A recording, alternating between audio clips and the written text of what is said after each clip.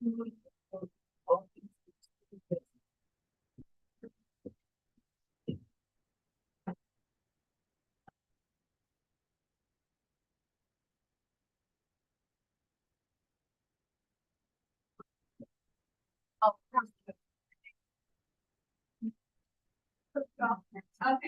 I'm perfect. Right on. Actually.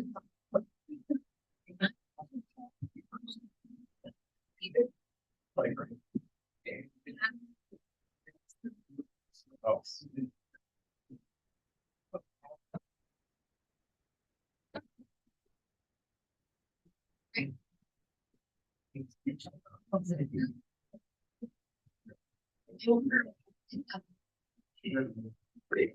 You guys, I'm going to go ahead and call this meeting to order. It is 7 o'clock. Please stand and join me in saying the Pledge of Allegiance. Did I ever do that?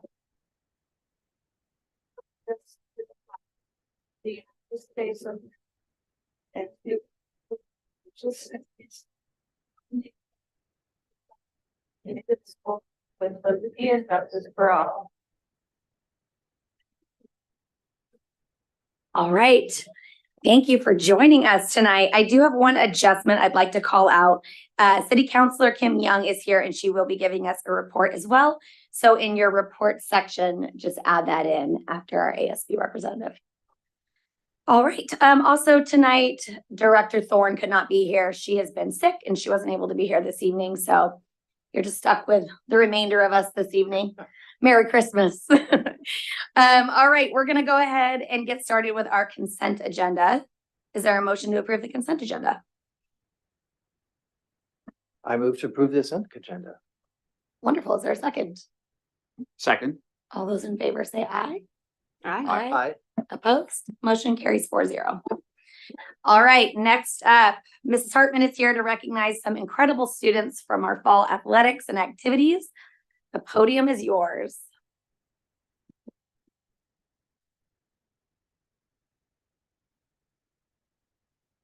Board Chair Hawkins, Superintendent Lyon, and members of the board, thank you for having all of us here tonight.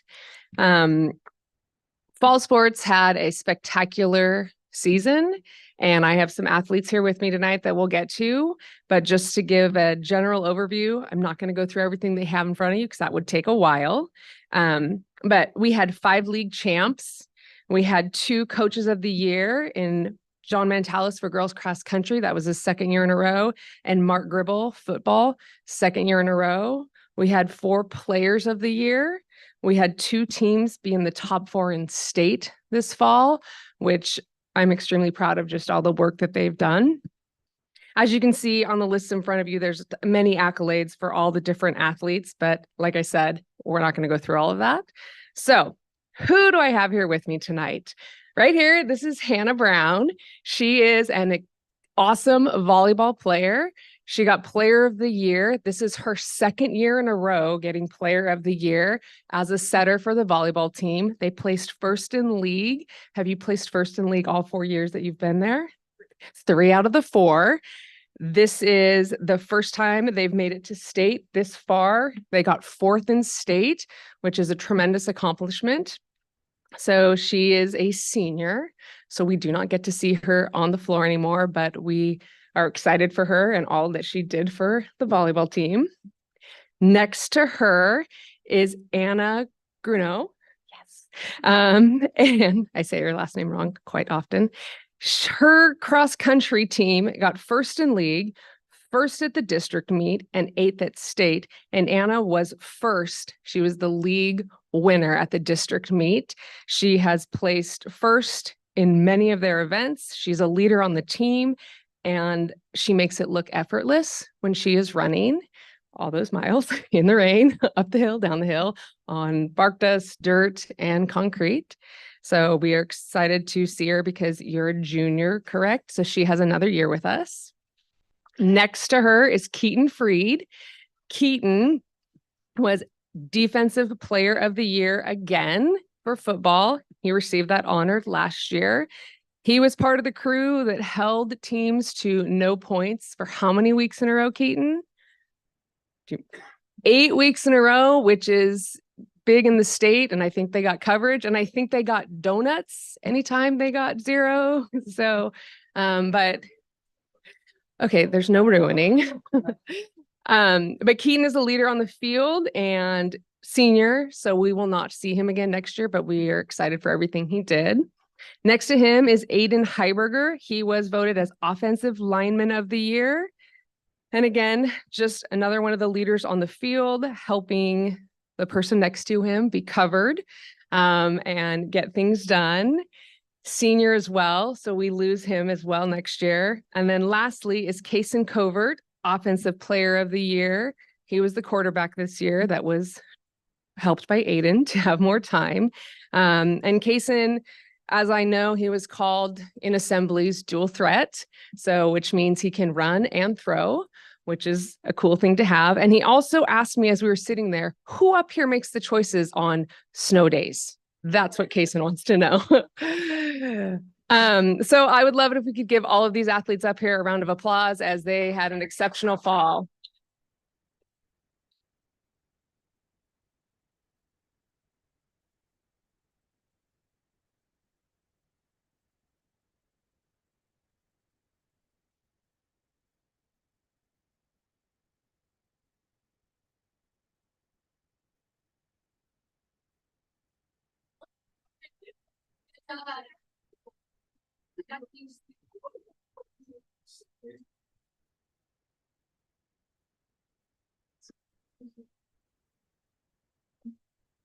Thank you all so much for being here. It has been so fun to watch all the high school sports. I had a chance to see, I think, all of you, except for I didn't get to see you run. So I'm glad you're the only one not leaving us, and I'll get to come back and watch you next year. But it is incredible to watch you guys play football, to watch you guys play volleyball. I'm late to the volleyball game, so I'm a new fan of that. But we are so proud of you and all of our other athletes, and we really appreciate you guys taking the time to be here tonight with us. So thank you. We'll give you another. Very good job. All right, Mrs. Shukaro is here, and she's going to lead us in a performance by the Mixolydians. I'm a huge Pitch Perfect fan, so I feel like this is that Pitch Perfect moment I've been waiting for. Almost. Good evening. Thank you so much for inviting us to come sing this evening. We're really excited to be here. Yes, these are the Sherwood High School Mixolydians. They're our pop a cappella group, a really great extension of the music program. They're currently working towards some competitive pieces for the international championships for high school a cappella. We've been doing that competition for 12 years now, which Sherwood has hosted for the last year and will again. So they're really excited. They have placed numerous times at the ICHSA, winning numerous awards. So really excited for the opportunity again. Tonight, we're just going to sing a couple of holiday carols for you because 'tis the season, and that's what we've been doing this whole month, going around the community. And we just love being able to give back and to be a part of that through our music. So without further ado, Mixolydians will be performing Deck the Hall, which is a fun gospel version, and then followed by a jazz version of The Grinch. Thank you again. 2, 3, 4. What are we gonna do? What are we gonna do?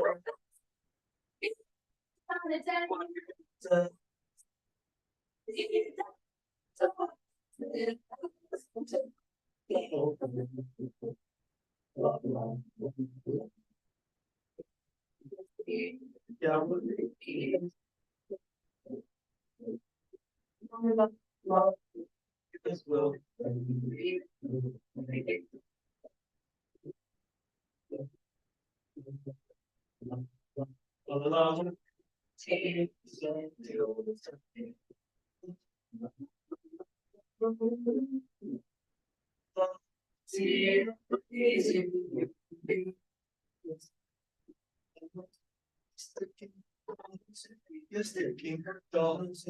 Yes.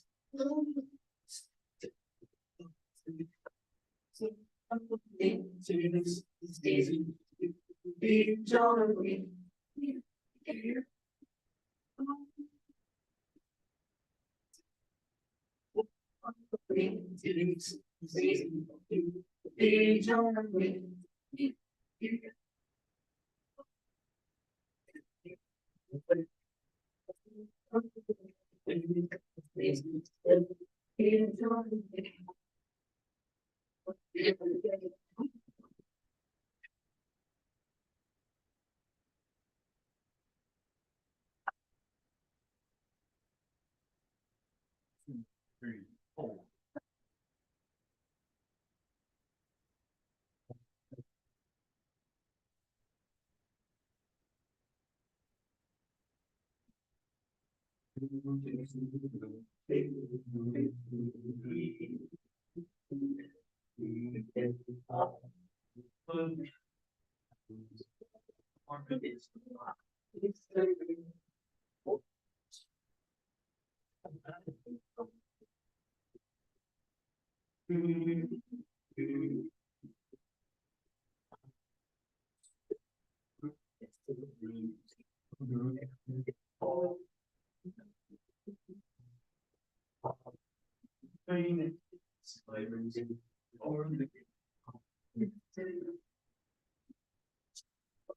I made such.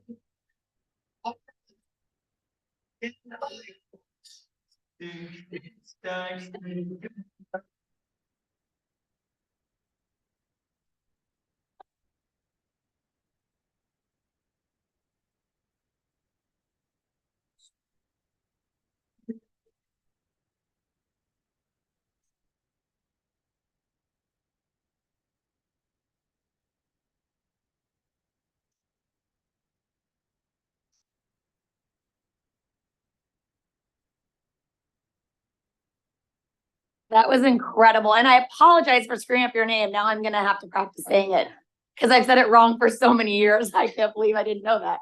Mixolydians, not Lodians. I know, I got it now. I just gonna have to practice it. Thank you guys. You guys were incredible. We really appreciate you being here to perform. I was talking to Dr. Lyon a couple days ago, and he said, I will not have a December board meeting without some sort of Christmas music. So you guys made our day. And as always, we totally respect that you guys have school and homework and other things to do. So we will continue on with the rest of our meeting. But if you need to excuse yourself or you'd like to go, you are more than welcome to do that. So thank you again for being here. And goodbye. Thank you for being here with us tonight, guys. We appreciate it. All right. They think the rest of our agenda is riveting. We will move on to the reports section of the evening, and I will let Dr. Lyon start us off. Okay, and I will be very brief. I would just like to say happy holidays and Merry Christmas to all of our staff and parents and people who support this incredible school district. And it's been a great fall, and we're going into the break in just really, really good shape. Three quick shout outs. Number one to, and in no particular order, to our choir program. Kathy is everywhere, and you hardly can go to any event and not see one group or another there performing and representing our community. And then to follow that up, also our band program is just knocking it out of the ballpark. The winter concert last week was their 22nd performance of the year. And they are truly the face of this school district in so many things. And both the choir program and the band were at the tree lighting festival. And to say that event wouldn't have been a success without their participation is an understatement. They were key to the whole thing. whatever the weather brings, whatever the weather has in store. And then finally, I don't think we can, I really want to commend the football coaching staff, beginning with Mark Gribble and all the assistants. They had a season to remember, bar none. And, you know, the impact on those kids' lives when they can look back at whatever phase of their life and know that during the regular season, they outscored their teams 404-28 and made it to the state semifinals and got beat by a really, really talented team. They had quite the season. And I was at most of the games and saw the coaches, the way that they worked with the kids, the way that when an opposing player got injured, there was great care and direction towards that player, great sportsmanship, and just exactly what you want to see. So hats off, and not just to the football team, all programs, but the football team had a year to remember this year. So thank you. All right. Thank you. Ms. Sabrina Flowers, do you have an update for us? Board Chair Hawkins, Superintendent Lyons, and Board of Directors, thanks again for having me here tonight. With the holidays coming right around the corner, we're super grateful to be wrapping up our school year with such great events. Adding on to Superintendent Lyon, our band and choir classes have been hosting lots of events for the community this past week, and we're so grateful for them to foster that community for us. And then also leadership has been putting on a food drive and Spirit Week this week to give back to the community and kick off break on really well. And we are also collecting a lot of gifts for our giving tree, and we'll be dropping those off on Friday to Sherwood for Kids' Sake. I also really want to shout out our band and our amazing director, Brant Stye. They received first place in the Northwest Division from the National Band Association, and we are so grateful to have such an amazing program at our school. Another shout out is to our yearbook program, who received third in the state. We want to thank Amy Jack and all the students that worked so hard all year to put that on for the rest of the school. Leadership is also kicking off Bowman Pageant, and we are fortunate enough to be able to host our Kids Making Miracles liaison today and learn the true impact that these funds will have for the children at Dornbeckers. We are so excited to be starting off the new year with oh my goodness, sorry. We are so excited to be starting off the new year with such a great cause leading us. We are able to implement a new structure to our pageant than we have in the past to include more participants, so we are so happy for that. And lastly, our winter sports have kicked off their competitions in these past few weeks. Girls and boys basketball have had a few games already, and the community and environment at the home games is incredible. Both our boys and girls wrestling had their first tournament at the beginning of the month, and this past weekend hosted a youth tournament ran by our athletes. And lastly, our boys and girls swimming had their first meet last Thursday and are continuing through the new year. I'm super excited to see our winter sports thrive through the new year. Awesome. Thank you for highlighting all of those achievements. I mean, it is, you blink and it goes from one season to the next and the next sports start and the next, it's wild how quickly things move at the schools. All right, we will take a second and we will let City Councilor Kim Young come up and give us an update as well. Thanks for joining us tonight.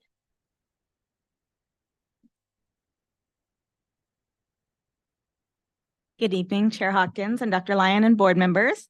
Thank you for adding me to your agenda. As a city council appointed liaison, I don't know if some of you know that, but we have liaison appointments, and one of mine this year is to the school board, school district. So feel free to reach out if anybody has any questions. So I want to give you a few updates. Last night we had a special meeting. We had to call a special meeting because we hadn't anticipated planning a meeting for next week since it was so close to the holidays. And the URA board, which is city council, but on the Urban Renewal Agency, we become board members. We approved, authorized our city manager to enter into a public improvement contract with Carter and Company for the construction of the Highway 99 West pedestrian bridge project. You all know this has been a 3 and 4 year long, work in progress, and we're excited to finally be contracting that. We don't have an exact start date, but it should be soon. And there's an estimated to be a substantial completion before school begins 2025. So it's about an 18-month project. And then another item that I know you guys are interested in, because you guys had sent us a letter. is the Sherwood West UGB expansion request to Metro. So last month, city staff sent a letter of interest to Metro, letting them know that a formal proposal to Metro Council by April 5th of 2024, Sherwood may request up to 1,291 gross acres of land within the urban reserve, which is Sherwood West, to be brought into UGB. City Council is continuing to have a couple more work sessions, maybe one more at this point. We're still fine tuning what the actual request is going to be. We anticipate giving a final direction to staff by mid-January so that they have ample time to get the formal proposal put together. We had a work session, I want to say December 5th, just our last meeting, and there seemed to be a lot of support amongst council to do the full ask. We haven't voted on that yet, but just being able to if you do the full ask, to be able to plan it the way that we envision it being planned and not ad hocing pieces. But we're still just wanting a little bit more information from staff as far as infrastructure and financing, and making sure that if we're gonna bring all this land in, that we have the capability to put the infrastructure in to support it. So that is my update. And I just want to thank you all for serving on the school board and dedicating your time to students, staff, teachers. I sort of miss, I don't have kids in the district anymore. They're all grown, but I miss the hubbub of all the school activities, which I still come to some of them. So happy holidays and hope you get a little bit of downtime. Thank you so much. Oh, before you run off, I was just going to ask you if you could tell us when the next work session is. Do you know by chance? I believe it's at our January 3rd meeting. Okay.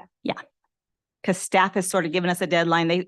They want to know by January 16th what the plan is going to be, because it's a long process to get the final proposal together. Sure. So. Okay. Thank you so much. And thanks for volunteering your time. We appreciate it. Thanks for being our liaison. I did know that, but definitely you can always reach out to Kim if you have any school related questions for the city. Okay, we'll move along to the remainder of our board reports. So Director Thornton, if you'd like to start us out, you're welcome to. All right, thank you very much. I don't have a lot to report tonight. I think I could easily express everything that Dr. Line already expressed, to the gratitude about all that. No, it's all great. I will mention there is a middle school concert tonight, so hopefully that's going very well. I believe it's on right now. I think it's wonderful. How such a treat to be able to have a private concert from the Mixolydians. Wow, that's pretty cool. So thank you for arranging that, Dr. Line. I appreciate it. Really, I don't have a whole lot to report. I did meet with the Sherwood Student Union President, Trevor, who's actually out here in the audience tonight. Hi, Trevor. Thanks for coming. Just to discuss some of their goals for the year. I won't say a lot about it other than the fact that I just think it's fantastic to see this kind of leadership happening in our schools, in our district. I think that's fantastic. So I look forward to all the other partnerships that we can have going forward. And I look forward to that. I guess that's fantastic. Outside of that, it's been pretty quiet. Just I think a lot of people are involved for the holidays, and I am as well. I'm very much ready for the holidays. So I guess I will just end with happy holidays, everybody, and look forward to seeing you all in the new year. Thank you. You're up.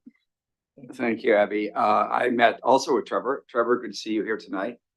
He's an engaging young man with a real passion and purpose. So keep that going, Trevor. I just have to say, I guess I can't say I'm new at this as much anymore, but being relatively new, I just want to say after 6 months that I am amazed of myself personally, how everyone has been so helpful and kind to me. And it really is true. At the district level, any questions I have are always tended to. The schools with the administrators, kind of sometimes getting their face a little bit. Not really, but everyone's been so nice. And in fact, it works both ways. So I had an invitation to go to the band concert from the president of the Band Boosters. I invited my two daughters. I said, "You want to go to the band concert?" No, but it was unbelievable. It was fantastic. And then I know the Mixie D's because I've been involved with them a little bit. So they're always a joy to see. But there was so much stuff. Again, I was in the cafeteria the last couple of days. Had lunch there, by the way. Anybody that wants to have lunch at the cafeteria, I don't know if I should say that. It's worth it. It is great. It's the best lunch you'll ever have. I am serious. And that was fun, meeting some people there, again, reacquainting. So it's just been, it's been a lot of fun. So I'll get back to business when fun ends at some Good. point. Okay, all right. Happy holidays, everyone. Thank you. My kids would kill me if I showed up to have lunch with them if they're at school, but I think that's awesome that you You need did. to go to lunch to embarrass your children. Mm. It's the best thing. You sit with them. And I gotta tell you this. My daughter gave me, Abby's sorry. She gave me a hug before and afterwards. A 10th grade. I couldn't believe it. She made my day. Thank you. Nice.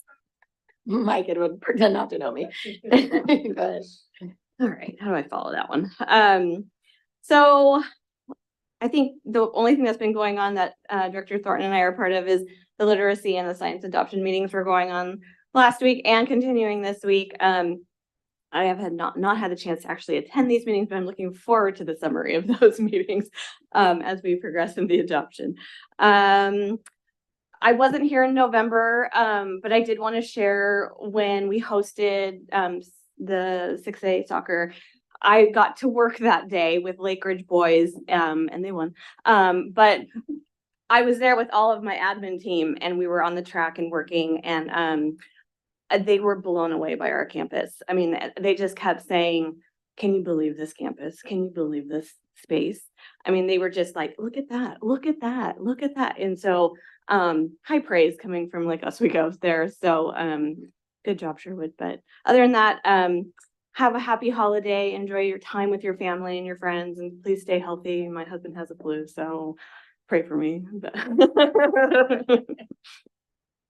all right, thank you guys for your updates. I'm looking forward to the holidays too. I'm looking forward to having just a quick little break with the kids home from school. And I know teachers are ready for a little rest and reprieve for a few minutes, and things have been super, super busy, but we have had some blue skies, not as much rain as we typically have. So I feel like that's been really nice, but I wish you guys all a Merry Christmas and a Happy New Year. I hope you guys have a wonderful break.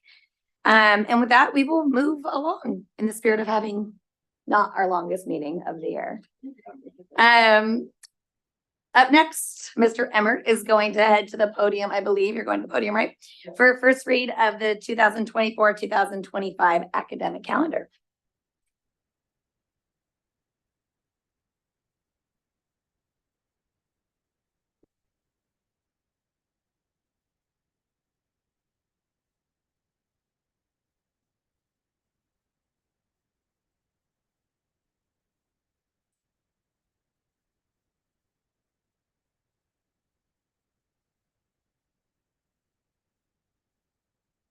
There we go.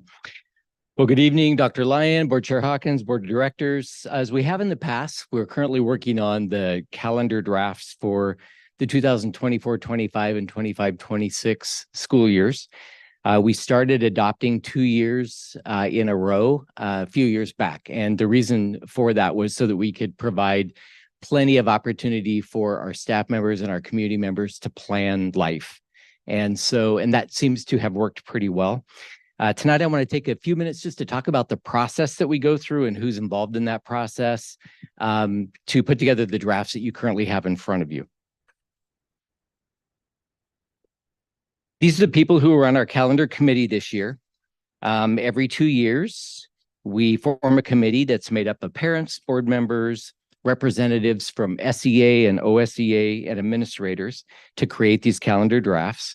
Those committee members then go out to their stakeholder groups and gather information and bring the information back to our meetings. And that helps us, that informs us really as to what these drafts end up looking like.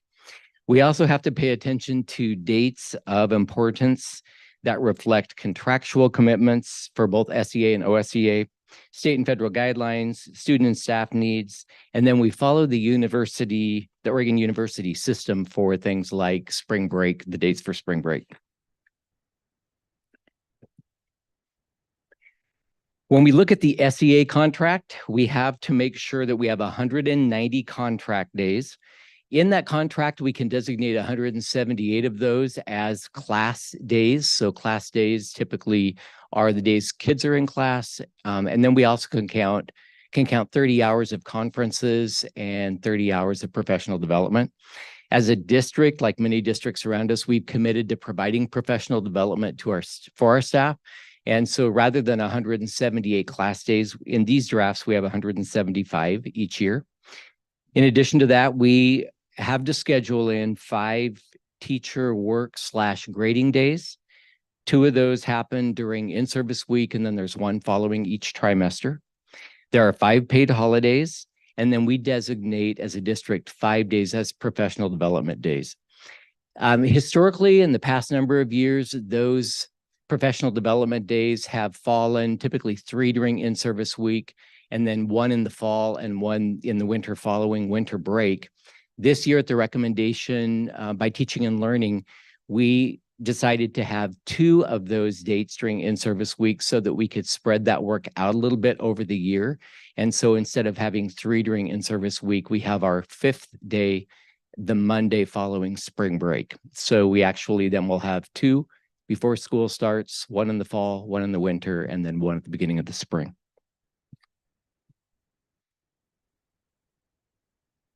With OSEA, it's a little bit different, a little bit easier because their calendars are unique to positions and they vary in length. We have, for instance, 12-month employees who have 10 paid holidays, and then we have employees who are not 12-month employees who have 5 paid holidays. So our calendar that we build for the school district isn't reflected as much around what happens with OSEA. Instead, it's kind of the opposite. We build our OSEA calendars based on the district calendar. We also have to pay attention to Division 22 required instructional hours that come from our state. These are the hours that are required. And as you can imagine, our greatest challenge oftentimes is for seniors, getting those instructional hours in for seniors because they graduate early. That is something that we have honored for probably decades in this district. I'm not sure, it was way before my time. And the reason behind that is so that our seniors can get out early enough to be marketable, to be competitive in terms of getting jobs for the summer. So we have continued to make sure that they're graduating that first week of June. And so when instructional hours increased some years back, that's when we had to start looking at starting pre-Labor Day, before Labor Day. Otherwise, our seniors would have graduated later, or we would have had to have decreased the holiday weeks, which tend to be really important to this community because so many families travel. And so as we have in the past this year, based on the information that came in, we stuck to that pre-Labor Day start on these drafts.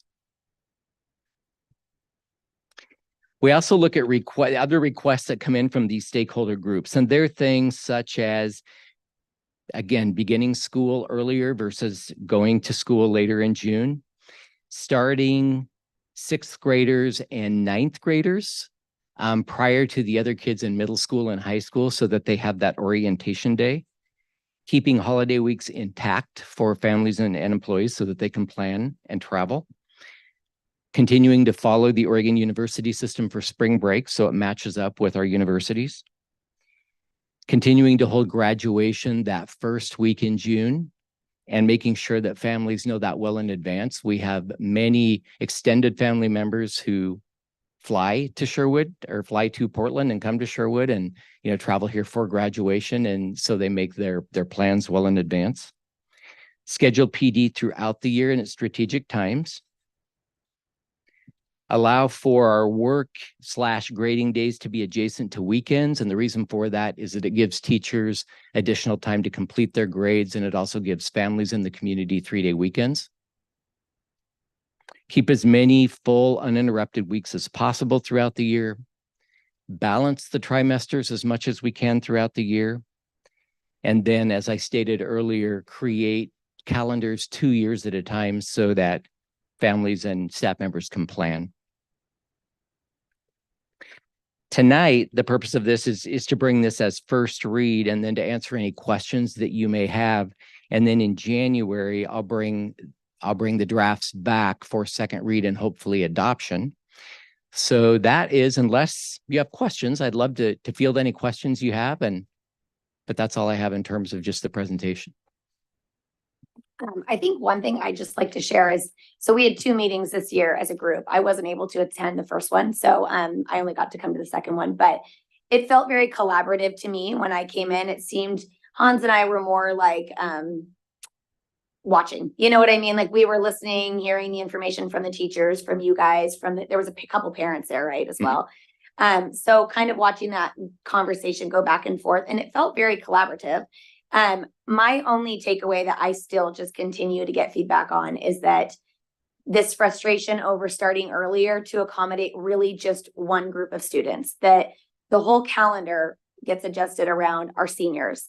And I don't really know. I mean, it's just feedback, but it's just something that I continuously hear. And I've shared your response with those people as well. And I know years ago, it seemed like when I shared that, people were like, oh, that's right. Like we always do graduation at the same time. But now it feels like times have shifted a bit and people are like, why? Like, why do we have to do that? Because it affects everybody for this one group. So I guess that's the only thing I would share is feedback that I just consistently get hit with. I'm sure we share it again tonight after this goes out and Facebook page and stuff. And so I don't know if there's a way to address that or speak to that at all. I know you said in the way that they're able to be like marketable, but I don't know how many of our seniors are truly going on to do like competitive jobs Mhm. when they leave here. Yeah, again, the best answer, Abby, I can give you is that the overall, I would say the community in general has, I think what we've heard is so many kids, well, a number of things. So many kids are involved in like athletics and activities, so they're already going by that point. And so what we've heard from many families is we're here anyway. Our kids already have to be here for sports or for whatever they're involved in. And so it just makes more sense to go ahead and start earlier.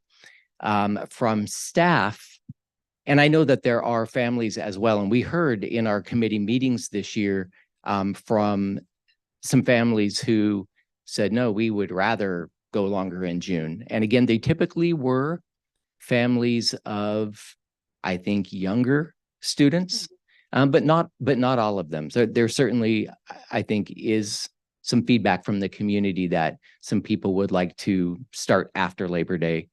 I have found too that more and more districts are going to a pre-Labor Day start for these same kinds of reasons, so that kids get out a little bit earlier rather than going into June. I would say for us as a district, typically, it hasn't really mattered. We're here, we're here anyway.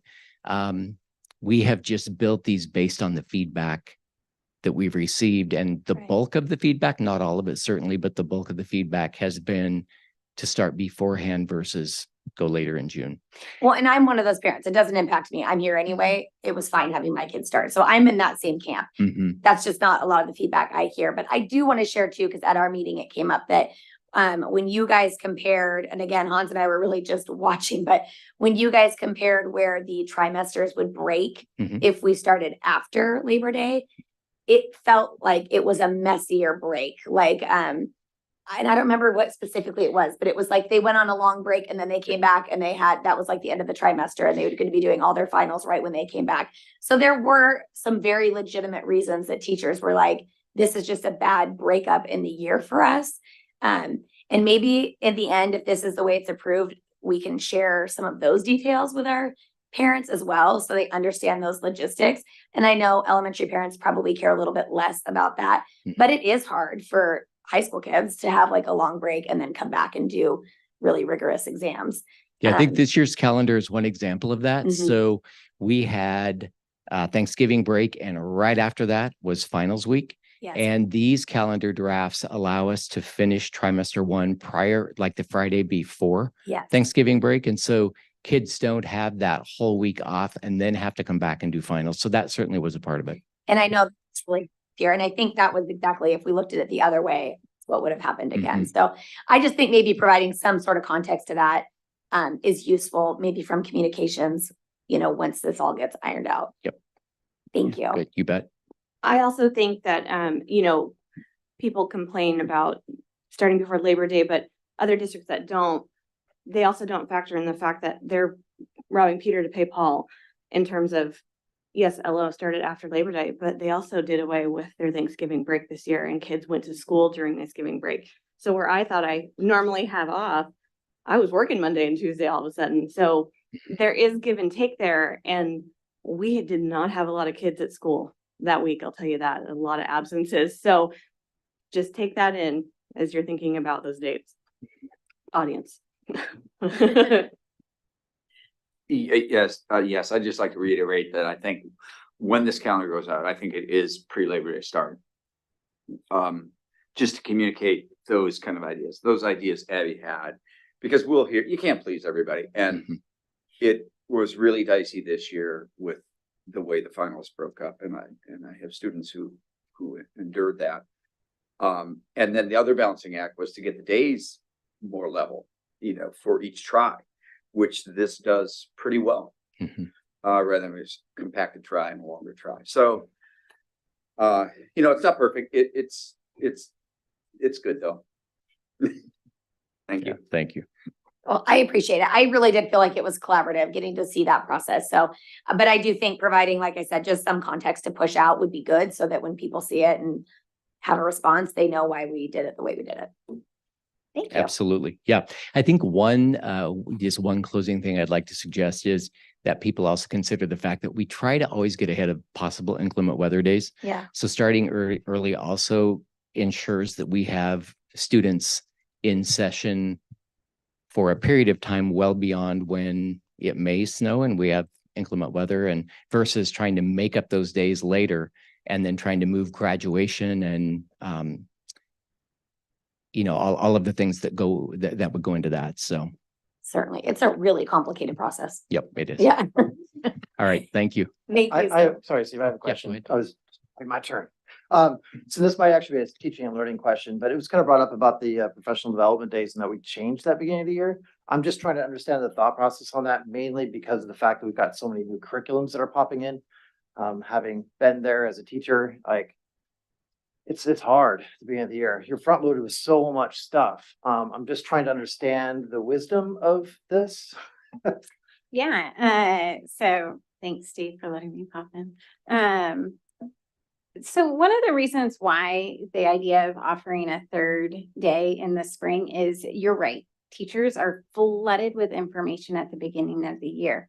But ideally, we would be able to give them a preview of what's to come. Currently, our last day of professional development is January 2nd, and we don't get to meet with them again for professional development until the following August during that in-service week.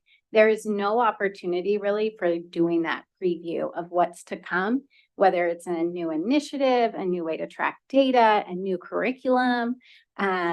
They never get to see that. And so they're kind of always going into the new school year, not knowing what's coming. And that doesn't always feel good. And it does bring a feeling of like being overwhelmed. And how much information can you really take in when you're getting it from a fire hose, essentially? And so by spreading it out, our hope is that it will actually provide some relief once we try it and kind of see it go through. And I apologize. I should probably know this. I'm supposed to be on the curriculum. Are we adding in extra like PD days and things like training days for the at least for the new adoptions? I mean, that's what I'm most worried about. I mean, I can imagine this teacher, especially if you have to be cross-trained, or doing the math and the science adoption this year. Like, holy cow, that's a lot. So if you are, for example, actually today, for our math, our high school and middle school, they just went through an adoption, and for some of the teachers who teach advanced courses at the middle school, and then all of the high school teachers, they had sub-release time.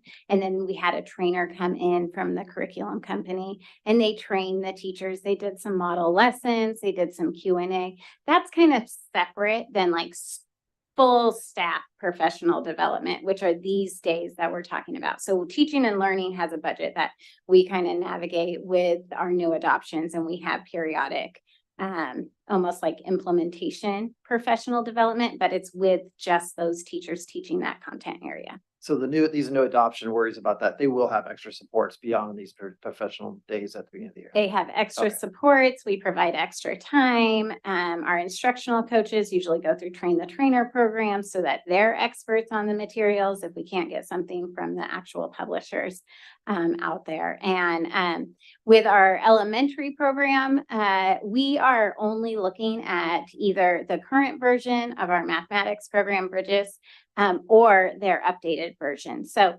even though it is math adoption, it won't be a completely different program. And we're doing that because the feedback we received was, we like this. We just don't know if we want to stick with what we currently are using and kind of supplement to meet the new data science standards from version 3, or if we want to go all the way with the updated version 3. And so they're trying both of them out in a pilot right now. Thank you. I appreciate it. Yeah. And by the way, I think Bridges is fantastic. Good to know. So did they. All right. Okay, thank That you. answers everyone's questions. Thank you. Up next, the one and only Christine Andrigg is going to lead us through her communications plan presentation. There's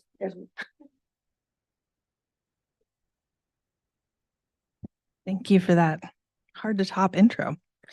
So I am so excited tonight to be here to discuss with you our first ever Sherwood School District Communications Plan, which has really been an exciting body of work to tackle over these last few months.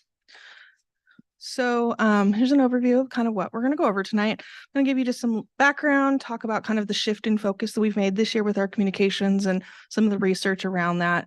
Go over the purpose and some of the components of the plan. And then I'm not going to go over the plan in too much depth. It's attached to the packet for anyone that does want to read it in detail. But we will spend a little time on the goals and objectives since those are specific to this year. All right. So background of communications changes and the development of this plan. So I think it's no surprise to anyone here on the board or who's been following our meetings for a while now. We have, for a while now, not had any communication staff. There has not been a director or a department that does communications in our district. Communications has always been an add-on as an extra duty stipend for the executive assistant to the superintendent, and a vast majority of the work kind of spread across the district for various staff. And along the last few years, we've really kind of seen a focus on why we've had challenges with that. In particular, during the pandemic, students and staff were at home, and it became really essential to have good communication because we did not have people in our buildings. And that shone a light really clearly on where the needs were and where the gaps were in our processes and practices. And even in that time coming back, the world of communications with stakeholders from our schools has changed, and the needs are just different now. And so that need has continued since that time. Additionally, during our recent levy campaign, we got another opportunity kind of uniquely to see how our communications are working and where it's effective and where it's not. We were having, increased opportunities to have in-person dialogues and interactions with staff, with families, and with the community at large, which is not a population we engage with as much. And we were able to really see that there was a lot of misinformation about our district and our work. And in the community members who aren't parents, a real disconnect and not knowing what we're even doing in our district. So, just all of these examples of really needing to progress and grow in the communications work that we do as a district. With that, becomes really clear we need dedicated staff and resources for that work. Having a dedicated communications staff position was first suggested for the 22-23 school year, but between leadership changes that summer and then the budget challenges that we had following that position just never came to be that year. However, last spring, we were able to kind of take a look at where are we at right now and do some duty reassignment and reduce the executive position, my position, to a half-time position, freeing up 0.5 FTE to be dedicated to communications and engagement work. And as you know, I took that on as the other half of my role. So, that is 20 hours per standard school week that we just do communications and engagement work now. So just a completely different bandwidth than we've ever had going into this year. So as we've done that shift and had that extra bandwidth, one of the things we really wanted to look at is how we're doing those communications. And what we've adopted this year as a district is a public relations focus on how we communicate. And people hear the term public relations and think damage control or, for celebrities and politicians that have made bad choices. But really the field of public relations is a very professional field that has a huge value on integrity, honesty, education, and training for the professionals in that field. And this quote I thought really drives home the focus of why we're moving in this direction. So this is from a textbook that's used for studying for the accreditation in public relations. And I just thought it was really essential and meaningful to what we're doing. And as you can see in this quote, it's all about building relationships with stakeholders for your benefit as an organization, but also for their benefit. We know the importance of our partnerships with our stakeholders. We know we benefit, and we're here to serve them, and we hope to benefit them. And that's really what this work is all about, is how do we build and maintain those relationships? Sorry, give me a second here. I'm trying to do too many things at once.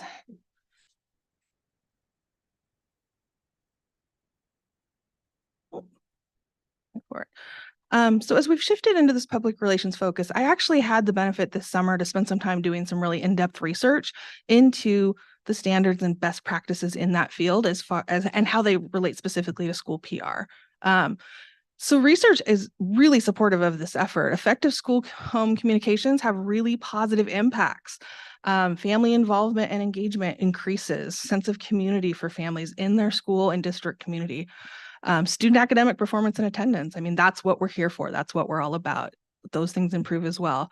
And staff morale. Staff know what's going on and they know how to communicate what's going on. And that makes everybody feel better. Research indicates also that 82% of parents would like to be better informed about their child's education. And I think all our board members are parents, and you have probably felt that at times, I'm sure. Additionally, through increased and improved communications, we get more family involvement and engagement. And these are just a few of the many benefits of that increased family involvement. We are so fortunate to already have so much of this here in Sherwood. We have such involved families, our PACs, our PSOs, our boosters clubs, Sherwood Education Foundation. We have so many involved parents in our district, and we get to see some of these results. And so this is the direction we want to stay in and keep growing and keep developing. So a public relations focus also helps us establish what good communications are. And so here's some of the things we've really been focused on already this year. Good communications should aim to not only inform, which we've really already been focused on and trying to do a good job of, but also educate. It should help expand the knowledge of your stakeholders for the work you're doing, not just give them the basics or instructions or events, but really help them understand what is an MTSS initiative, what is, a curriculum adoption all about, what do we look at when we do those things. So really helping broaden that awareness as well. And then it should also invite our families, it should invite our community members to engage with us and be partners in what we're doing. It should be proactive versus reactive. This might be the number one thing that we've been focused on so far this year. The last few years between the pandemic and all of the other things happening has been such a time of reactive communications, racing to get information out because something has happened or because we missed letting people know in advance that a new thing was coming. Being proactive means really being intentional, thinking about your audience, your stakeholders, and what their needs are, what their questions might be, and trying to get out ahead of that in the communications. There are some notable exceptions to this, the most obvious one being emergency communications. Those are inherently reactive, but if we can get to where those are the only reactive communications, we're doing a pretty good job. Oh, sorry, I missed one. We also want to be intentional. We want to consider, who is this communication for? What are their needs? What do they need to know from us? What are their interests? And make sure that we're tailoring what we're saying to the people receiving the information. That includes things as well like translation and ADA needs, which is something we really think about in our digital versions of communication. And going back to the relationship building that we know we're trying so hard to do, communications plays a role in that. It should build trust with our stakeholder groups. By focusing on transparency and accuracy, they can count on the information that they're receiving from us. But we also need to have accountability. If there's a miss, if we get something wrong and we get that feedback, we need to be open to it. We need to course correct. We need to update as information changes to make sure that we are getting that information correct. And through that effort, our stakeholders should be able to rely on us and know that they're going to get what they need from us in this work.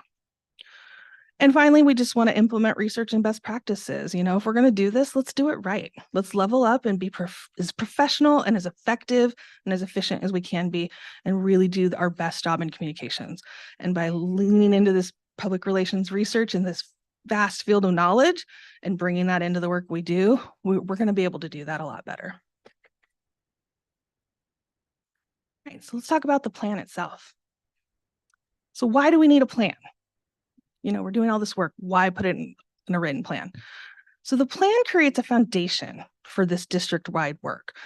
It gives everybody the same understanding of what the work is. It provides clarity, not only for our stakeholders in knowing how we're communicating, when we're going to communicate, but also for the people creating that communication. We have a collaborative effort. We have schools putting out newsletters and teachers sending emails and district departments sharing information.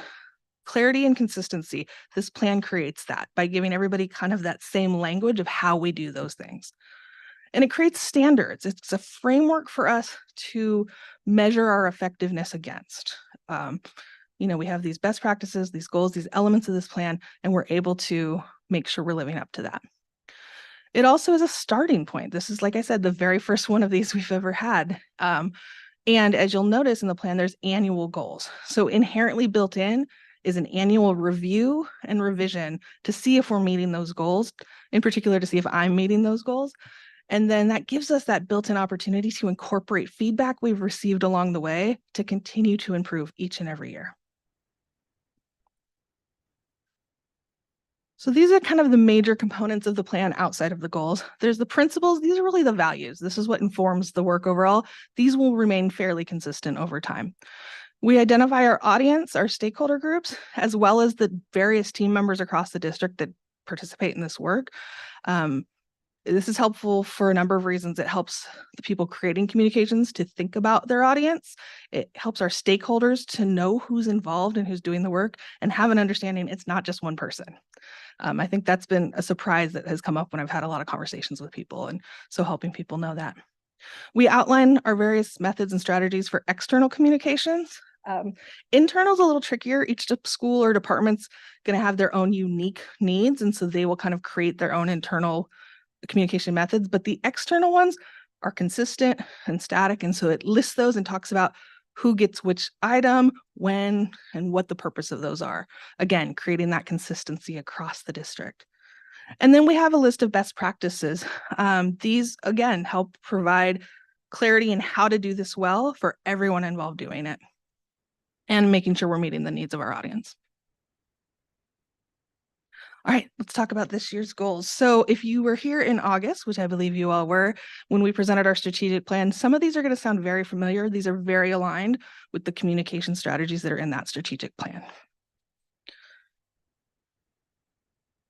All right, so goal number 1, support and encourage parents and guardians in being informed, active partners in their child's education.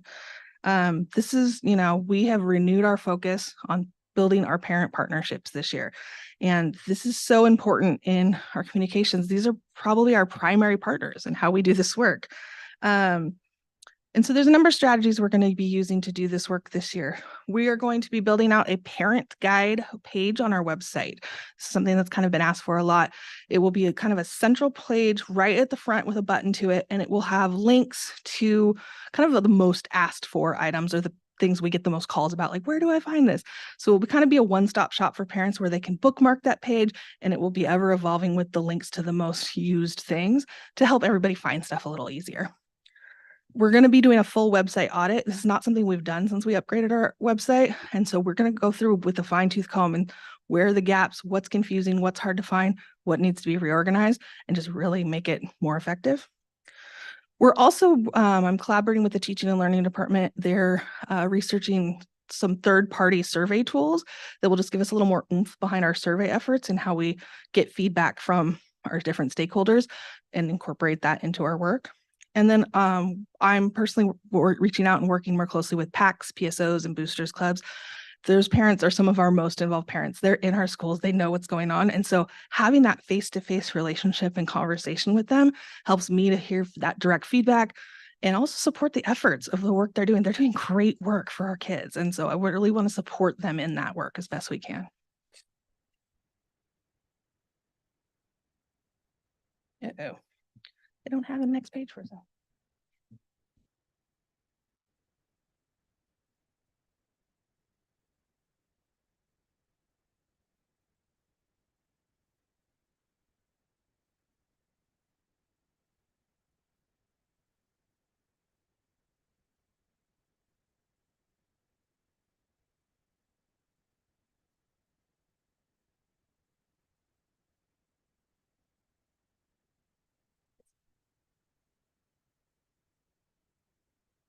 My apologies. The person running the tech for this meeting really should be fired. Goal number 2 is we want to empower our teachers and staff to be representatives of the school, their own schools, as well as the district.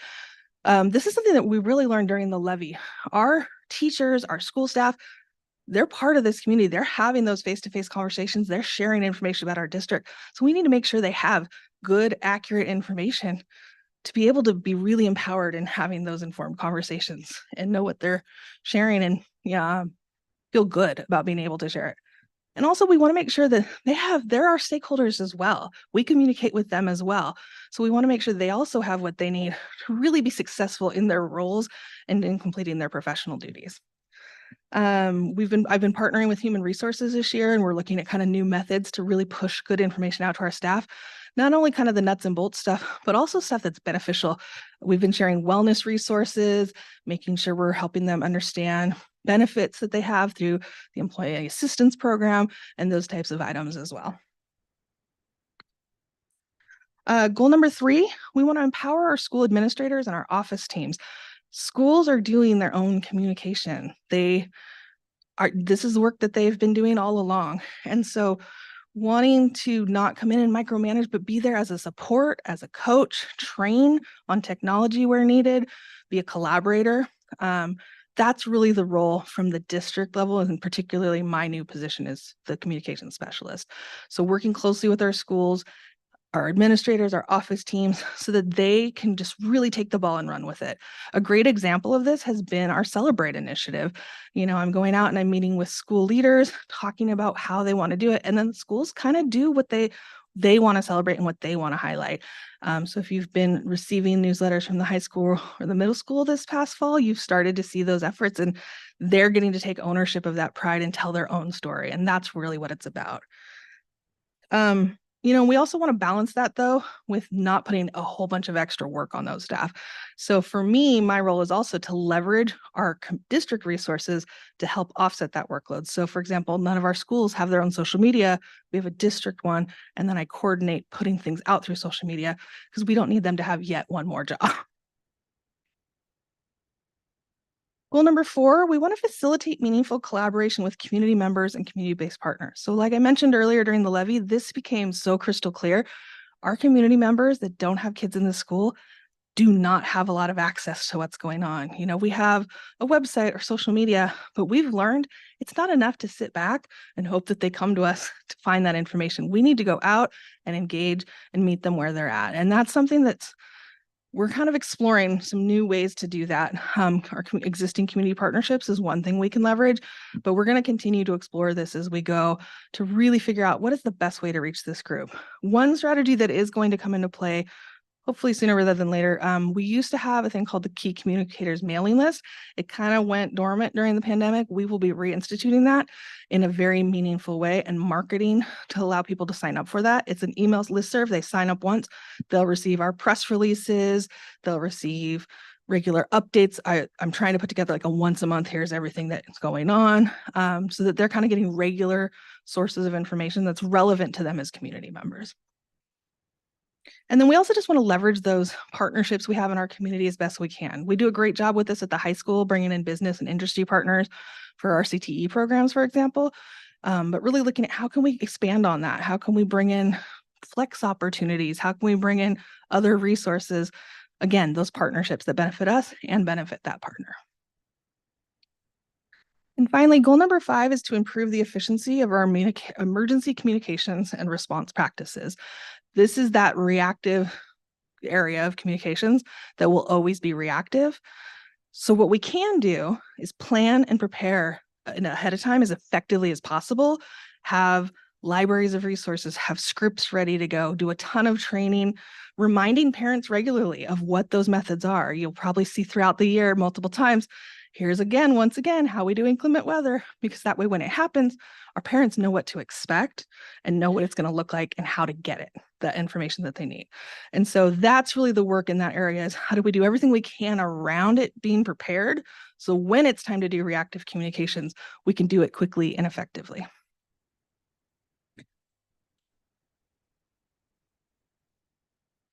And then finally, I had a gorgeous slide for this last one. Looking ahead.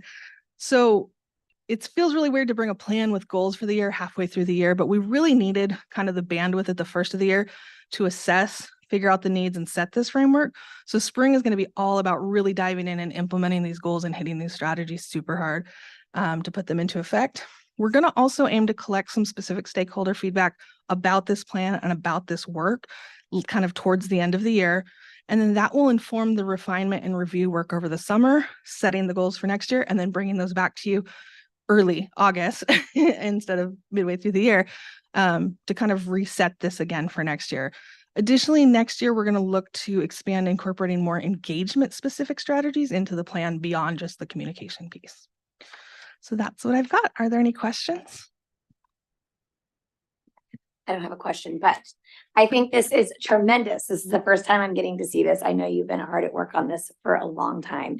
I've told you this before, but when I very first started on the board, I was like, who's doing our communications around here? Like, I'm missing bits and pieces. And every time I asked who was doing something, you were like, I am.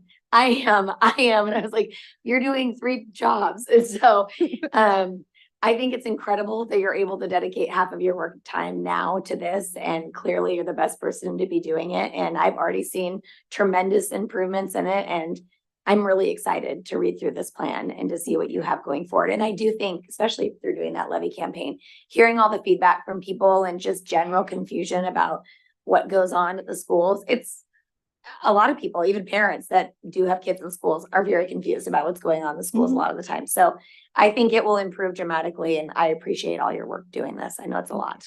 Yeah, thank you. Thank you. I also just want to point out my email and phone number is at the bottom or the last page of the plan. So if anyone that's listening or watching has questions, feedback, reach out. That's what we want. We want that two-way dialogue so that we can continue to incorporate that.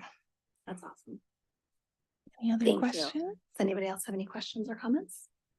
All right. All right. Thank you so much for your time. Fabulous job. Thank you. All right. How are you going to top that, Jim? That's why you wore that jacket. Duh. All right. Up next. Possibly by having working slides. He is going, this is going to get exciting. It is a facility assessment. A facility assessment and long range facility plan that is going to knock your socks off. I also came for this. I'm excited.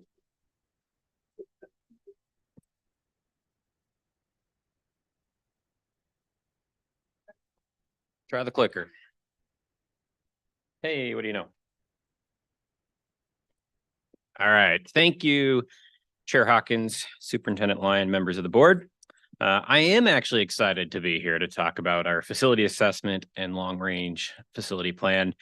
We engaged with Soderstrom Architects in the summer of 2022. So this has been going on for a bit to provide both those 2 documents. One is a facility assessment and one is a long-range facility plan.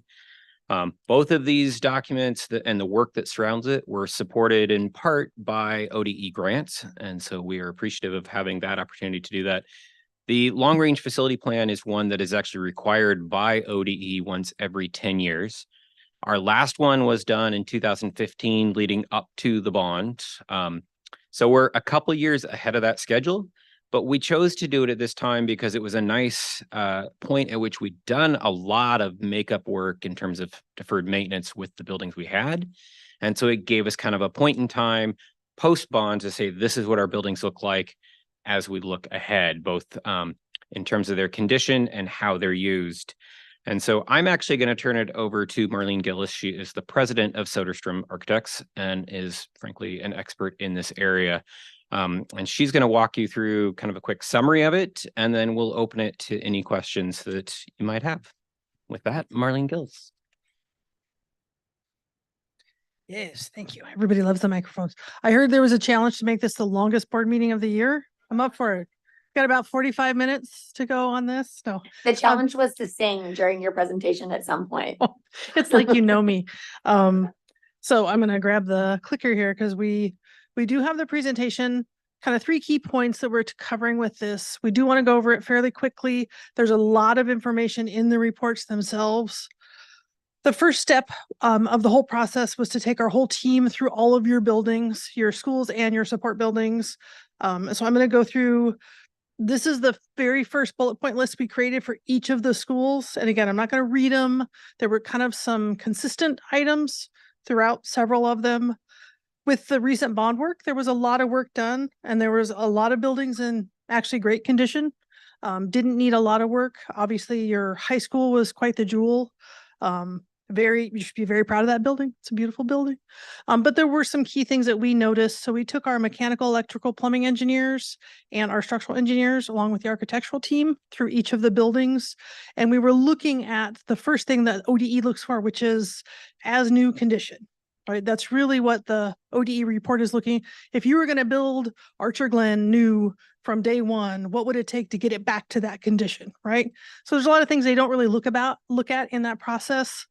Things like educational adequacy, right? That's something we're always looking at. Hazardous materials, seismic, accessibility, and then site safety and security. So that last one was definitely something that we noted both from the entrance to the building and circulation through and around the sites, kind of keeping the kids safe from cars and buses and as they're walking and biking, but also making sure that no one can get in the building that we don't want to. There's several buildings that had really good security already identified and designed. There's a few that could use some improvements, and then some aspects of improved security, including fencing, cameras, kind of some of those items were something that we discussed. So the facilities assessment was the first part of this process where we got our arms around everything. We looked at all the buildings and we came up with a number and a kind of it's all about brutal spreadsheets. I'm going to be honest. So I don't think we have the number from the facilities assessment in the slideshow, but we do have, let me get rid of that one real quick, but we do have in the print copies that were given to you tonight. If you look at page 8 at the bottom, there's a repair budget and then there's a replacement cost budget. Obviously, we're not recommending you replace all your schools. That's quite a ridiculous number. That's just something ODE does. But we identified it was about $10 million to sort of fix everything and bring everything to as new condition, just looking at that aspect. So that's what we started the planning process with. And we worked with the district to identify and evaluate the long-term planning needs for the district based on the condition of the buildings. A real emphasis and a real priority throughout the process was to take care of the existing building stock, right? To manage what you have, make sure it's going to last as long as possible into the future. You know, the $5 worth of preventative maintenance will save you $5,000 down the road kind of approach. So we had a series of meetings where we went through and had these iterations where we would talk about what was needed. We would come back with costs and strategies for those.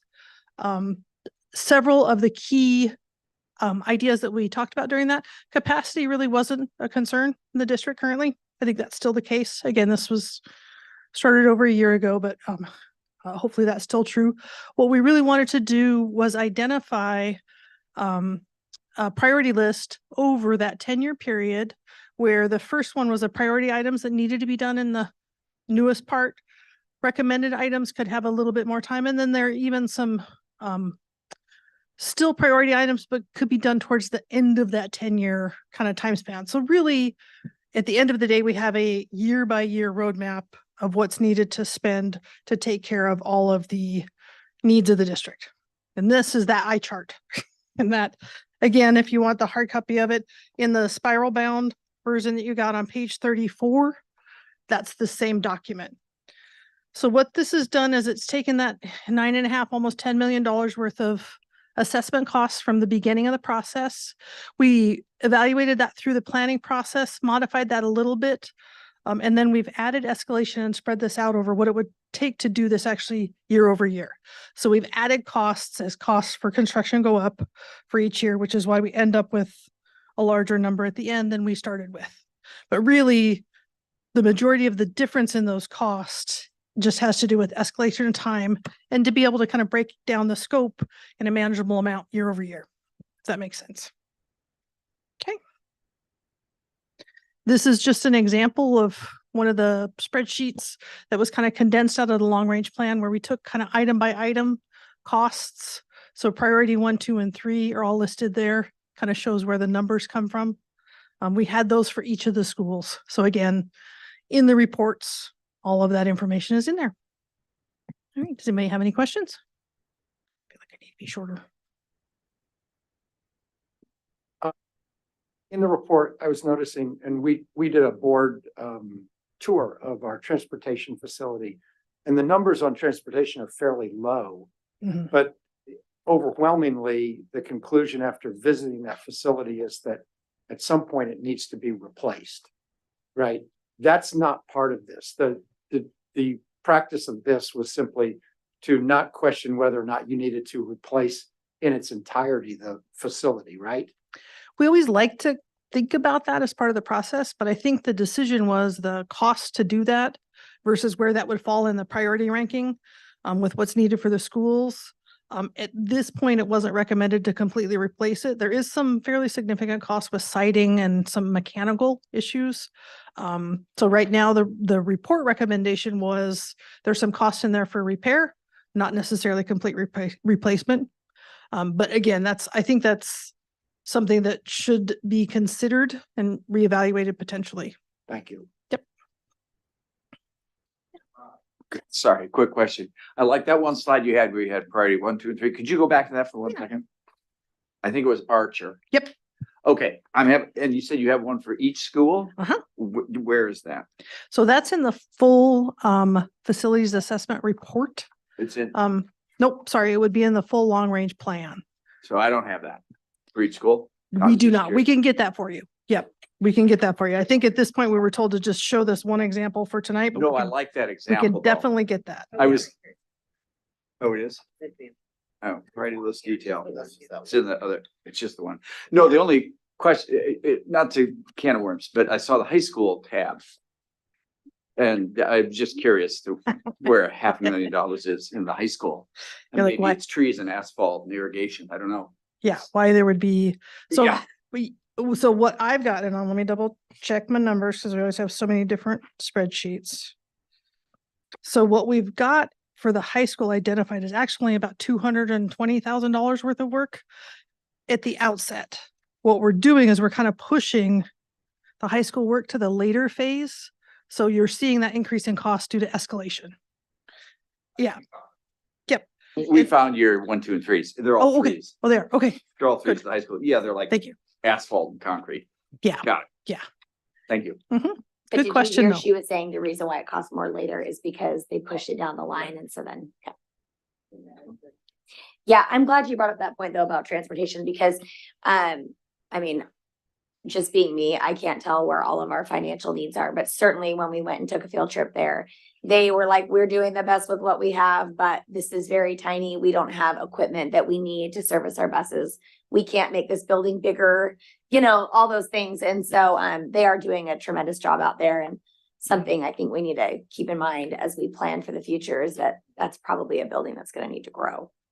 Yeah, and I know in the planning process, talking to them too, we had talked about and looked at options to add on even to, and we kind of moved away from that just because the planning process, a lot of want to and a lot of things that we know we should do tend to fall out, and we really want to kind of leave on the list, like to take all of the district needs and call them down honestly to $20 million. There's a lot that's lower down on the priority list, but yeah, I think that was definitely something that we talked about and could be revisited too. All right, thank you. Thank you. Are there any other questions? That was really fast. You did a very good job. Trying to get you out of here. Yeah, you're welcome anytime. Were there any other questions with regards to this? No, and I apologize, I didn't introduce you from the start. I had you on my notes, but I didn't see you by the poll. So I was like, maybe she chose not to come tonight. Lurking in the background. Yes.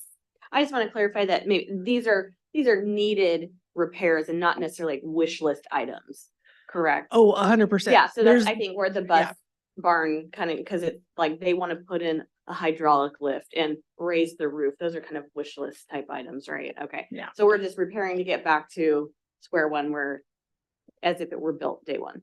Yeah. Okay, perfect. Just want to clarify. Good clarification.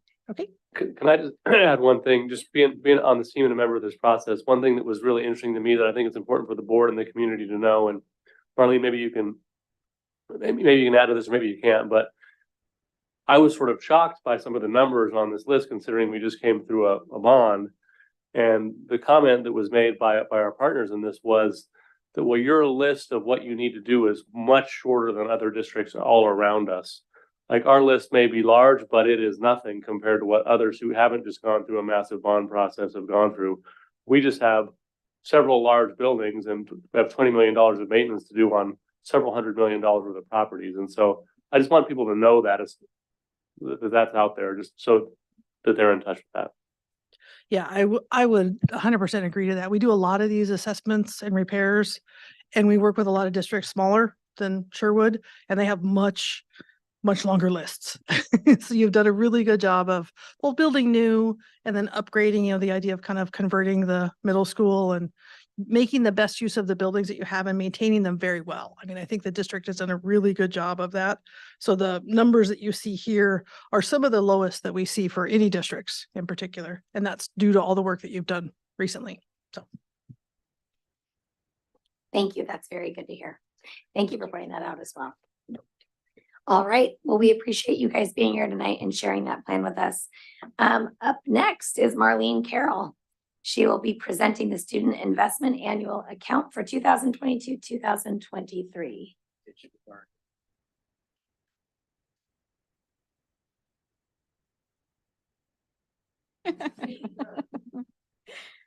All right. Thank you, Board Chair Hawkins, Dr. Lyon, and board members.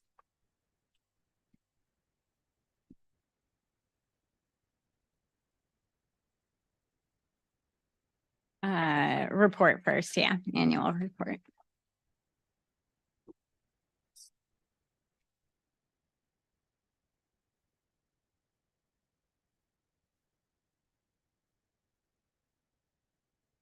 Oh, too far.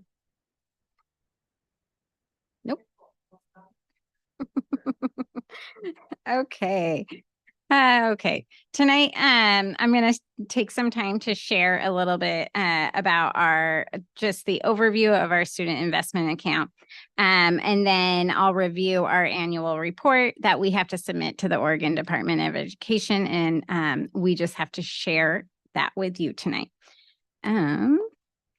So the Student Investment Account was part of the Student Success Act, and that was approved by our legislatures in 2019, and it's funded by the corporate activity tax. The first year, the Oregon Department of Education was able to allocate nearly $500 million to schools in non-competitive grants and funding. And now that kind of is an everyday term in education in Oregon, the SIA, we hear it a lot. Some of the allowable uses of the funds are to expand instructional time. That means you can offer summer programming, you could extend your school day, you could extend your school year if you chose to. Address student health and safety around behavioral health, mental health, things like that. Reduce class size and caseload. So, trying to get your student class sizes at a lower number. And then provide a well-rounded education, and that's a little more nuanced. That could be STEM programming. That's something that we invested in.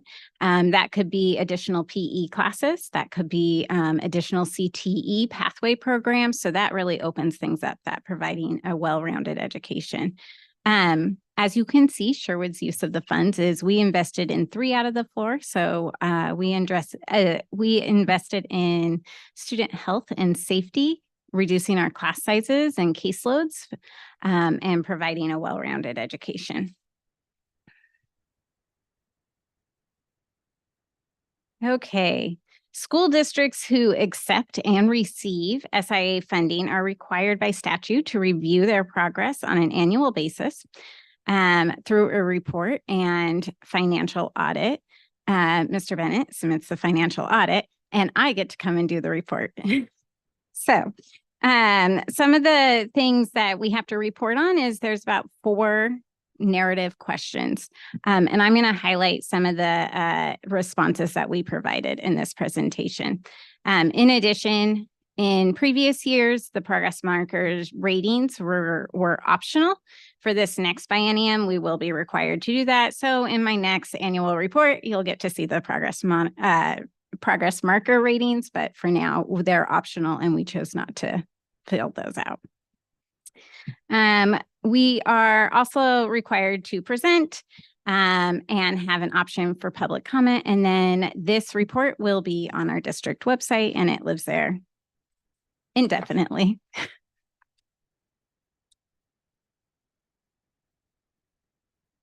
Okay. Question 1 is all about what changes in behavior, actions, policies, and practices have we observed related to SIA implementation during the 22-23 school year? And then how do you see these changes contributing to the goals and outcomes of your SIA plan? Some of the progress we noted is increased engagement efforts for community, staff, and students in shaping our plans, our school plans, and then our district plans. Christine talked a lot about that tonight, so I won't go into it too much. We have the implementation of our 9th grade on track team. One of the things that we added last year was some student voice. This year, we have students actually serving on that team. So we're slowly getting better at our implementation of 9th grade on track. Aligning grading and assessment practices. We invested heavily in that last year and we will continue to do so. We also made a push for early literacy, kind of kicking off our first large investment in training on the LETTERS program last year, and we'll continue to do that. MTSM's implementation is one of the chief strategies that we're using, and that's providing tiered instructions in academics, behavior, and mental health. We're looking at refining professional learning communities and really focusing on that professional development and that teacher agency and giving teachers time every week to come together and have conversations around curriculum, instruction, calibration of rubrics, things like that. Additional mental health and behavioral health supports. We have wellness rooms in K-8, which is an addition last year.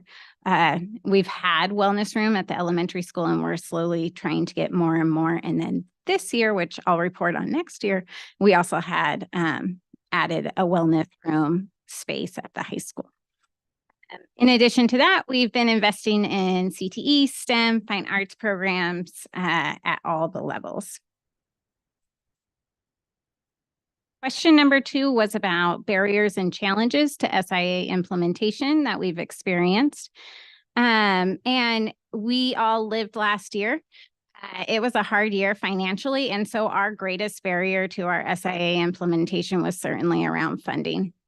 The 21-23 biennium, the quality education model called for a funding level of $11.163 billion, and we got $9.3 billion as a state. So that's a large gap. Oregon is still continuing to face that large gap. And last year, due to a variety of reasons, we had to go through a budget reduction. And so that is a reduction to our staff and support and students and teachers. And that was really hard. Thank goodness we got the levy. That definitely supports, but that we had to move some staff into SIA. So it does affect what we were able to do with the funds and was certainly our greatest barrier. The third question is all about SIA implementation and includes ongoing engagement with all students, focal students, families, staff, and community partners. And we talk a little bit about the relationships there. So this has continued to be a priority. for the district. We're really focused on renewing commitment to parent partnerships. Last year, there was a series of town halls and focus groups.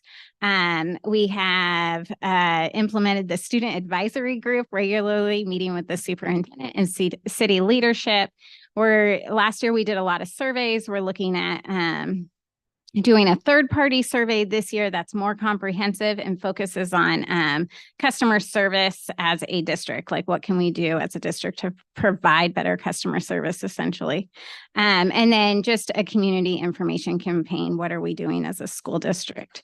So we'll continue to make more progress on that as well.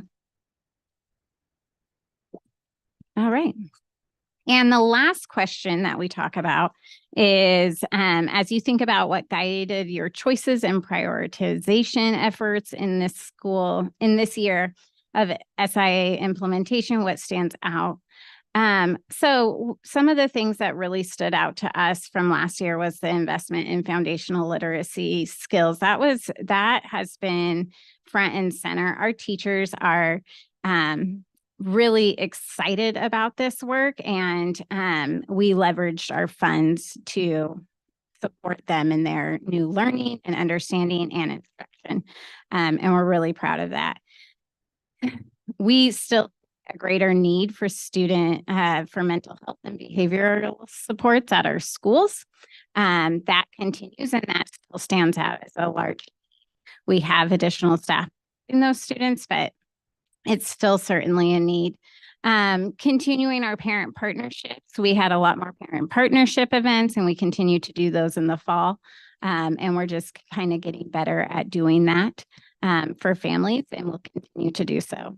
And then we're getting better at our MTSS implementation. We're starting to develop actual interventions, researching different curriculum materials for intervention purposes, and then training PLCs on how to use those.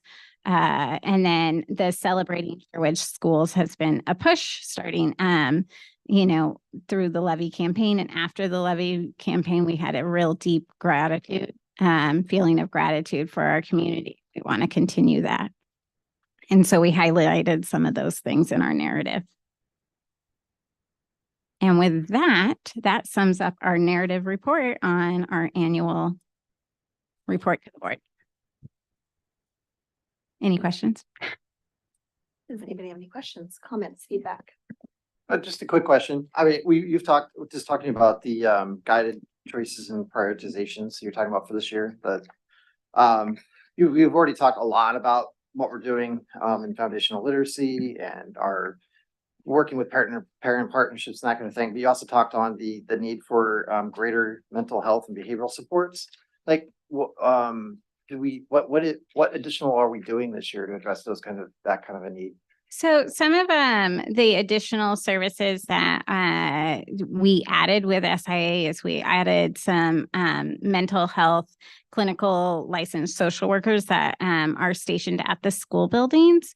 So we have one at the high school. He also, for example, he also works with our drug and alcohol program. And so that's different than a school counselor, because they're just dedicated to that, supporting the students with mental health crisis or whatever the student kind of needs at the time.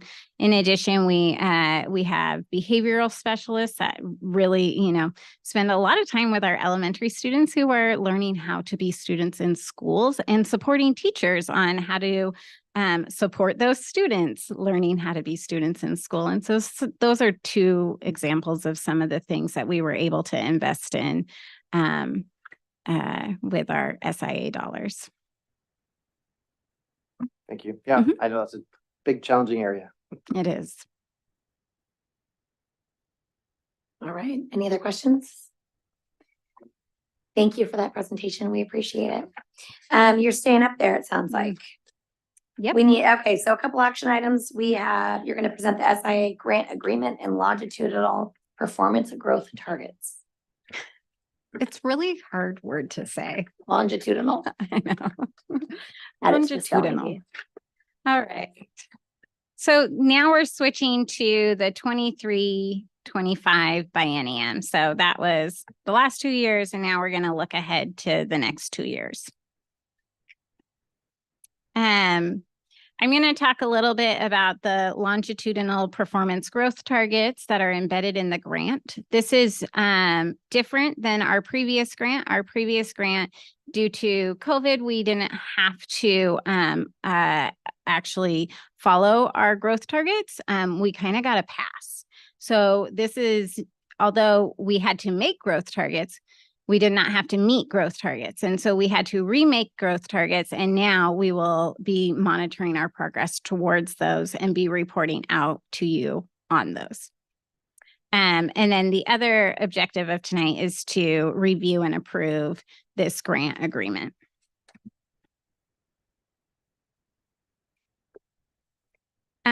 So let me tell you a little bit about the LGBT growth targets, and they're required as a part of the law. So they're required by statute in the Student Success Act, and they provide a key picture of student progress and growth. And they have chosen, the state of Oregon has chosen 5 common metrics. So the 4-year graduation rate, 5-year completion, 3rd grade reading, 9th grade on track, and then looking at regular attenders.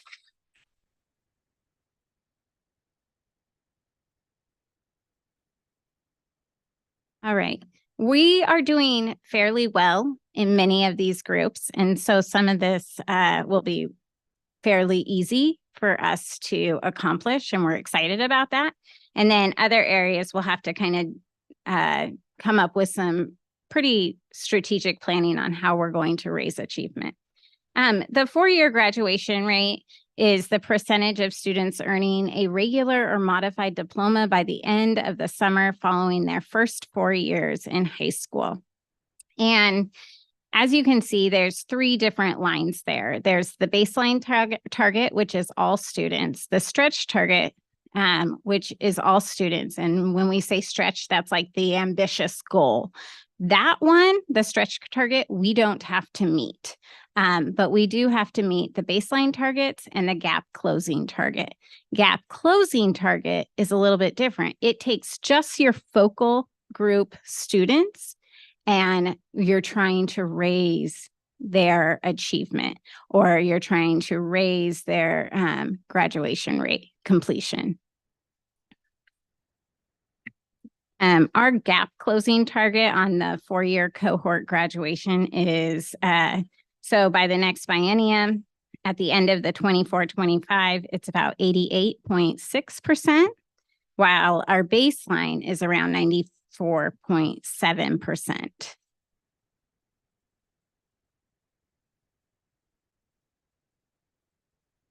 Our 5-year completion rate, Sherwood is already meeting the goal in this area. So this is an area that, as long as we maintain our current status quo in this goal, we will meet this one. Our 3rd grade reading is the percentage of students proficient on statewide English language arts assessments in 3rd grade. And for this one, by the end of 24-25, our baseline target is to have 62% of our students meeting that state assessment. And our gap closing target is to have 47.64% of our students meeting that target. So of those focal student groups, we want to see 47.64%. For 9th grade on track, again, our baseline target is around 95%. As you can see, we're very close to that already. And then our gap closing target is around 91.64%. That 9th grade on track team, some of the data that they'll be watching and paying very close attention to and making goals around will be this growth target.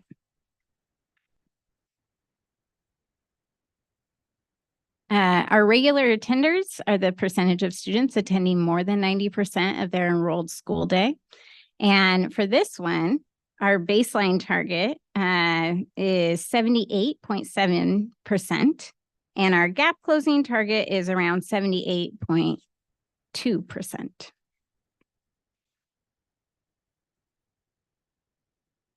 Those are our goals. And now one of the requirements of this grant is that we share it at a board meeting. And prior to ODE being able to release our funding to us, we must have the signed grant agreement, have the board minutes from this meeting where the board approves the grant, and then we post it to our website as well. So does anyone have any questions?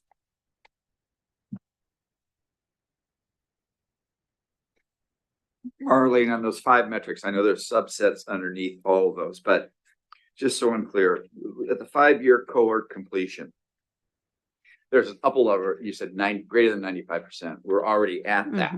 We just need to maintain. Yep. Okay. All right. So does each metric have an upper level already existing by the state?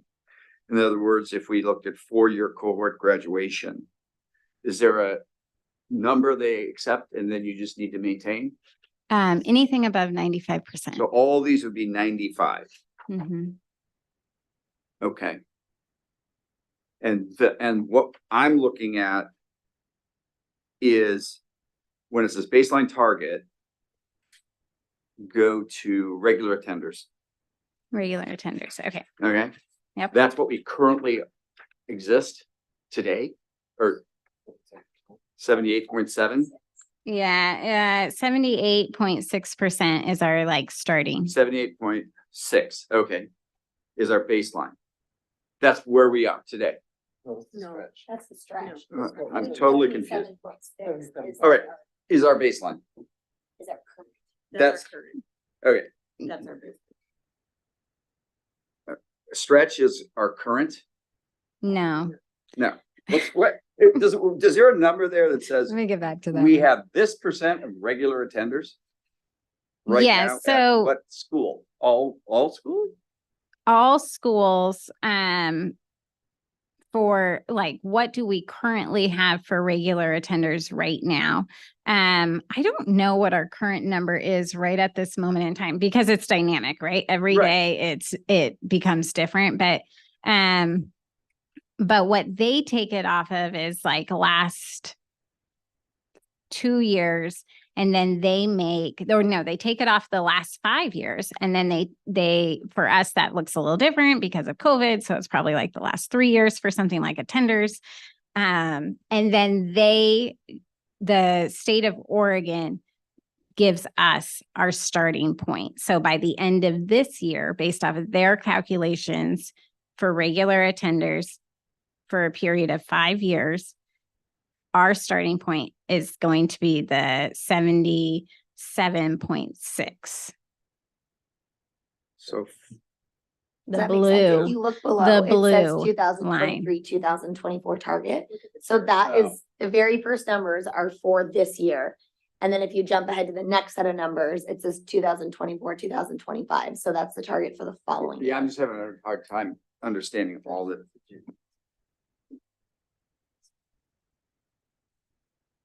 But for reference, none of these graphs show us where we personally are at currently, correct? Not with something like regular attenders. I suppose the ninth grade 4-year graduation rate is starting at 94%, and we are at 94% from last year. Is that what you're looking for context, like where we're at and where the goal is? Mhm. Yeah. Right. Yeah. That's all I was trying to do. That's Yeah. a bad choice, regular attenders with COVID. But It's ninth okay. grade on track means I will graduate in 4 years. Yes. Ninth grade, Mm-hmm. and we're at, You want me to go we back? don't know what we're at. This is what they're giving us, the state. This is our goal for this year. Okay. Yeah. So for us, so when they did the growth targets, it is confusing. It is confusing. So when they did the growth targets, they didn't know we were going to get 94% because they started the growth targets like developing them last fall. And then we had students, then we submit our data. So we have essentially met this already. We just kind of need to maintain it and work on our gap closing for this one. Does that make sense? everything's kind of a year in behind, we're shifting a year. I'm reaching intuitive knowledge. But one thing that is a little off topic, but is relevant, if you look at third grade ELA, right? Right. So would that be third grade reading? Reading and writing. Mhm. Third grade reading and writing. And the state takes that data from the standard tests you take in third grade? Correct. Okay, so I think that's a nice ploy in our communications, that there are so many opt-outs. We talked about this before. In third grade, my kid doesn't need to do those tests. We'll pull this metric down. Yeah, in third Yeah. grade, I can't recall, but it's less than 10 students opted out. So it's probably not going to affect us necessarily. Okay, that's fine. Yeah. Yeah. So, but that is something that we can say, these are really important. I do think that is true. I do think the numbers are fairly accurate here. Could you give some examples of the all focal group students? You know, we were talking about the closing gap. Yeah. And how that differs from a baseline all student, like, I mean, obviously. Absolutely. Yeah, subset. I've seen. So focal student groups, are the following. I have a list. I tried to write them all down. I think I got them all. So it's students experiencing poverty, students of color, students with disability, students who are emerging bilingual students, students experiencing homelessness, and students experiencing foster care. Students with experience of incarceration or detention, migrant students, LGBTQ2 plus students, and then students who have recently arrived to the United States. And so all of those student groups are combined to create what we call focal groups. And that is what the gap closing target is focused on. And that is it's a little less than 25% of our Sherwood student population, the combination.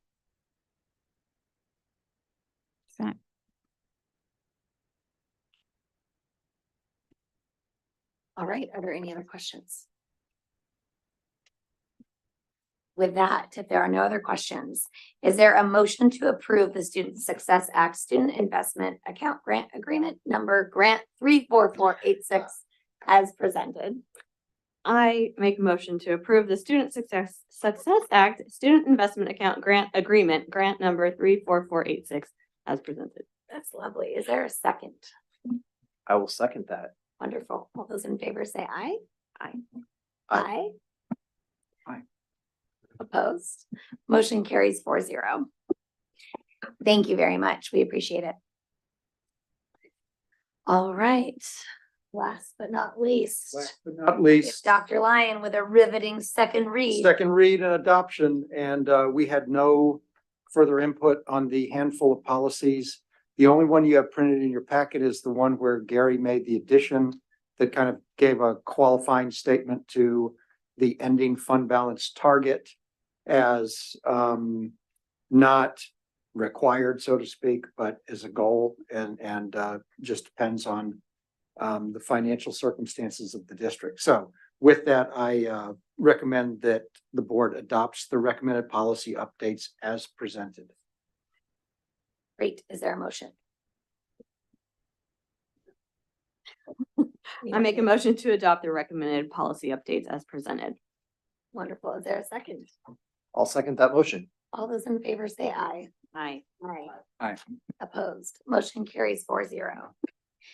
All right, at this time, we welcome additional comments that are not pertaining to the agenda. I think we have one this evening that was submitted electronically. So we will wait a few seconds to get that pulled up and hear that comment. You did a good job.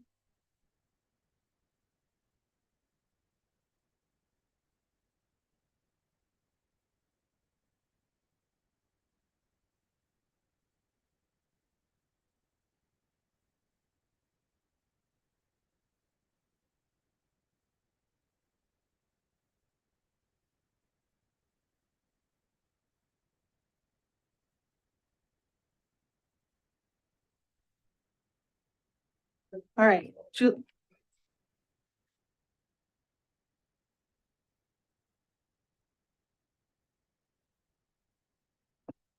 Juliana Nader of Sherwood, Oregon.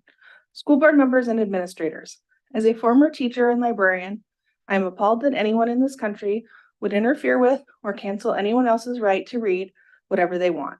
An American Civil Liberties Union article written by Ellis Scott, a high school student in Texas, captures my thoughts on the topic very well, so I will share it with you.